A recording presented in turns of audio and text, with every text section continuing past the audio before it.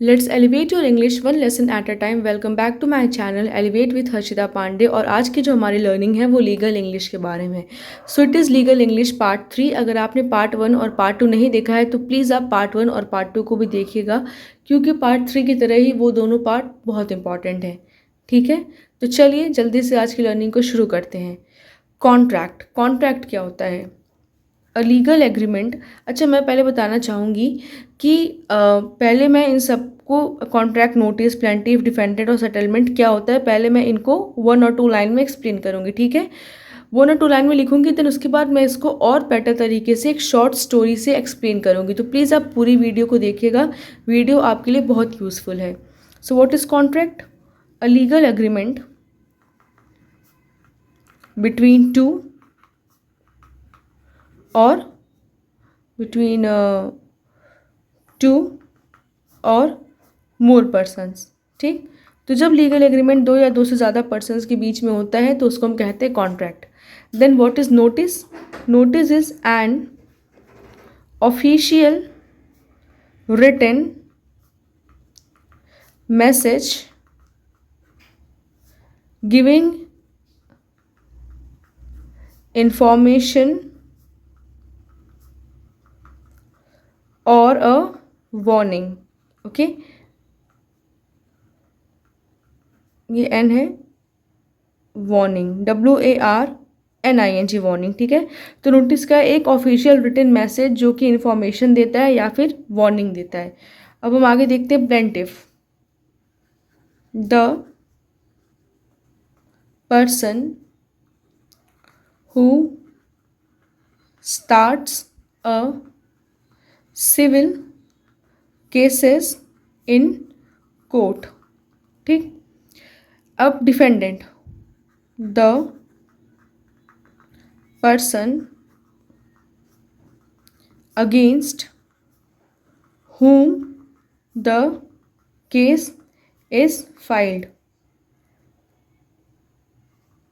तो वो person, FILED, वो पर्सन जिसके अगेंस्ट सिविल केस फाइल की गई है वो डिफेंडेंट होता है। जो पर्सन सिविल केस को कोर्ट में स्टार्ट करता है वो प्लेंटिफ होता है। मैं फिर से बोल रही हूँ, एक शॉर्ट स्टोरी के थ्रू आप इसको बहुत ईजी समझेंगे, तो प्लीज़ वीडियो में बने रहिए। Settlement, an agreement to end a dispute without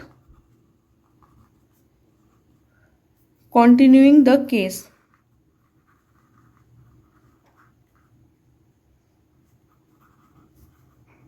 ठीक है, तो चलिए सबसे पहले इसको एक शॉर्ट स्टोरी की हेल्प से समझते हैं। अब देखिए, दो पर्सन है। ठीक है, एक है रिया और एक है प्रिया। ठीक है, रिया और प्रिया दोनों बहुत अच्छी दोस्त हैं। अब प्रिया के पास एक शॉप है। ठीक है, तो प्रिया ने अपनी शॉप को रिया को रेंट पे दे दिया और फिर दोनों ने आपस में ये कॉन्ट्रैक्ट किया। दोनों ने सोचा कि वो एक बिजनेस स्टार्ट करेंगी, तो दोनों ने आपस में कॉन्ट्रैक्ट किया जिसमें दोनों ने एग्रीमेंट मतलब एक कॉन्ट्रैक्ट क्या होता है, एक लीगल एग्रीमेंट होता है दो पर्सन्स के बीच में। तो यहाँ पे दो पर्सन हैं, प्रिया और रिया। ठीक है, दोनों ने कॉन्ट्रैक्ट किया, एग्रीमेंट किया एक तरीके से कि मतलब प्रिया ने कहा कि मैं तुम्हें अपनी शॉप रेंट पर देती हूँ। ठीक है, रिया को, और रिया तुम मुझे हर महीने, मान लो मेरी शॉप का रेंट 50,000 रुपीज़ है, क्योंकि शॉप बड़ी है, एक बिजनेस के लिए शॉप है।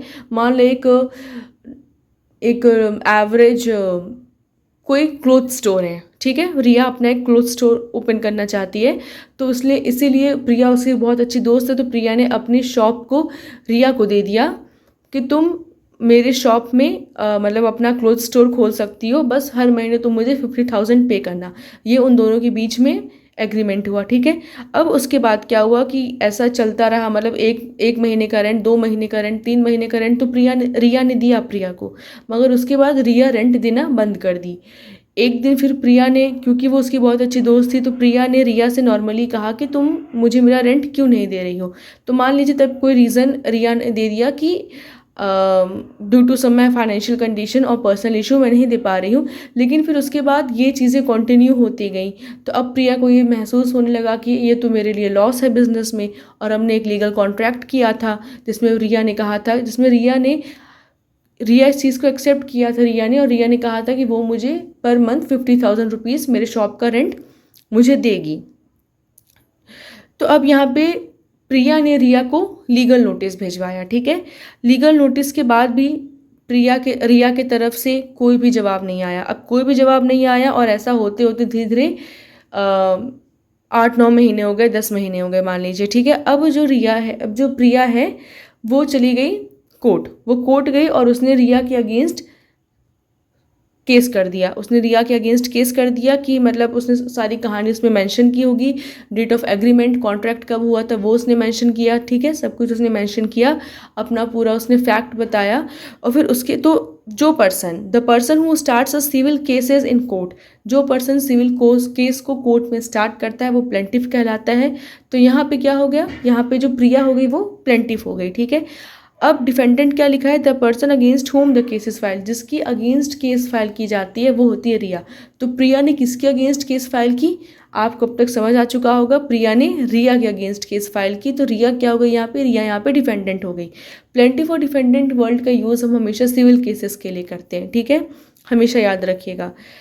तो फिर इसके बाद क्या हुआ कि अब फिर रिया को भी पता चला कि मेरे अगेंस्ट प्रिया ने केस फाइल कर दी है। और फिर उसके बाद में रिया को अपनी गलती महसूस हुई और रिया ने ये सोचा कि नहीं, मैंने एक वैलिड कॉन्ट्रैक्ट किया था, एक लीगल कॉन्ट्रैक्ट किया था, और वो कॉन्ट्रैक्ट या फिर हम दोनों के बीच का जो एग्रीमेंट था वो किसी भी तरीके से मुझ पर कोई भी फोर्स नहीं था, ठीक है, ना मैंने किसी प्रेशर में किया। मैंने अपनी मर्ज़ी से उसमें ये एक्सेप्ट की थी कंडीशन कि हाँ मैं तुम्हें 50,000 रुपीज़ पर मंथ पे करूँगी।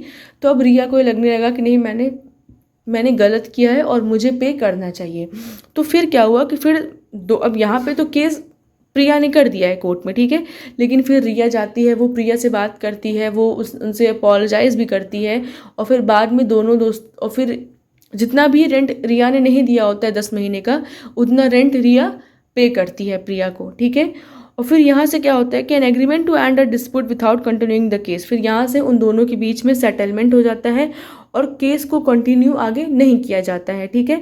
अब देखिए एक बात और बहुत इंपॉर्टेंट है यहाँ पे जानने वाली कि सेटलमेंट दोनों के बीच में हो गया है, अब ये दोनों को कोर्ट में बताना होगा। ये प्रिया की भी ड्यूटी है और ये रिया की भी ड्यूटी है, और प्रिया की ड्यूटी सबसे ज़्यादा, क्यों, क्योंकि प्रिया ने केस को स्टार्ट किया था। प्रिया ही पहली वो पर्सन थी जिसने ये रिया के अगेंस्ट केस फाइल की थी। तो यहाँ पे जब प्रिया कोर्ट में जाकर ये दिखा देगी कि नहीं, मेरे और रिया के बीच में सेटलमेंट हो गया है और रिया ने मुझे 10 मंथ्स का जितना उसने पे नहीं किया था उतना उसने मुझे पे कर दिया है, और मैं चाहती हूँ कि इस केस को यहीं रोक दिया जाए, ठीक है। तो फिर वहाँ पे कोर्ट में इस केस को आगे कंटिन्यू नहीं किया जाएगा और वहाँ पे ये शो किया जाएगा कि दोनों लोगों के बीच में सेटलमेंट हुआ है, जो कि बिना किसी फोर्स, बिना किसी प्रेशर के है। दोनों ने अपने म्यूचुअल कंसेंट से सेटलमेंट किया है, ठीक है।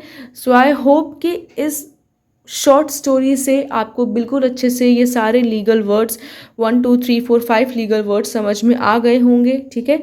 तो कॉन्ट्रैक्ट क्या होता है, अ लीगल एग्रीमेंट बिटवीन 2 और more persons, notice an official written message given information और अ वार्निंग, ठीक है। प्लेंटिफ क्या होता है, the person who starts a civil case in court. Defendant क्या होता है, the person against whom the case is filed.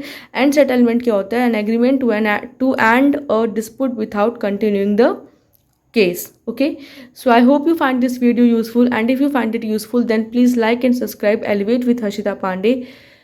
Keep learning. See you in the next video. और आगे के वीडियोस और इंटरेस्टिंग होने वाली हैं, तो प्लीज़ चैनल को सब्सक्राइब करिएगा मेरे इस इंग्लिश जर्नी में साथ रहने के लिए, हर दिन एक नया कुछ सीखने के लिए, ठीक है। So take care of yourself, bye bye.